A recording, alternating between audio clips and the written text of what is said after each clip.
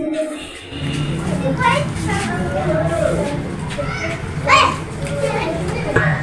ਮੇਰੀ ਵਾਲਦਾ ने इन्हों 2.5 साल तो अख का कैंसर हो गया।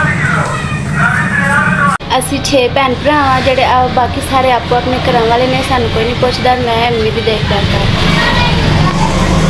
ਇਹਨਾਂ ਦੇ ਮੂੰਹ ਤੇ ਤਾਲੂ ਵੀ ਕੱਟਿਆ ਆ, ਉਹਦਾ ਵੀ ਮਸਲਾ ਹੈ, ਬੋਲਿਆ ਵੀ ਨਹੀਂ ਜਾਂਦਾ। ਚੈੱਕ ਕਰਵਾਇਆ ਸੀ, ਡਾਕਟਰ ਨੇ ਜਵਾਬ ਦੇ ਦਿੱਤਾ। ਉਹਨਾਂ ਨੇ ਕਿਹਾ ਕਿ ਸਾਨੂੰ ਇਹ ਕੋਲੋਂ ਇੰਨਾ ਕੋਈ ਇਲਾਜ ਨਹੀਂ ਹੈਗਾ। ਅਸੀਂ ਬੜੇ ਮਜਬੂਰ ਆ। मैं भी किसी घर काम नहीं कर सकती क्योंकि मेरी माँ को होर भी बड़े मसले हैं। इन्हों को बोलिया नहीं जाता, इशारे नाल दसदे ने। इन्हों का मतलब देखभाल करने सानू सारे छड़ छुट गए ने, कोई नहीं पूछता है। सके भरा नहीं आते, होर किसी की गल करिए। कुछ करनी है कि मेरी माँ वास्ते कुछ करो। मैं इन्होंने वास्ते कुछ खान पीन वाली चीज़ां लिया के घर रखा। मतलब दुख किसी को नहीं वेख्या जाता।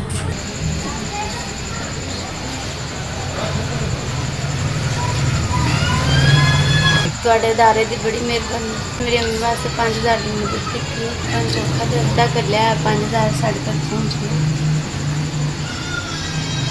ਮੈਂ ਤੇ ਅੰਮੀ ਤੁਹਾਡੇ ਵਾਸਤੇ ਬੜੇ ਦੁਆ ਹੋ, ਤੁਹਾਡੀ ਖੈਰ ਕਰੇ। ਤੁਸੀਂ ਐਵੇਂ ਸਾਡੇ ਵਰਗੇ ਗਰੀਬਾਂ ਦੀ ਮਦਦ ਕਰਦੇ ਰਹੋ।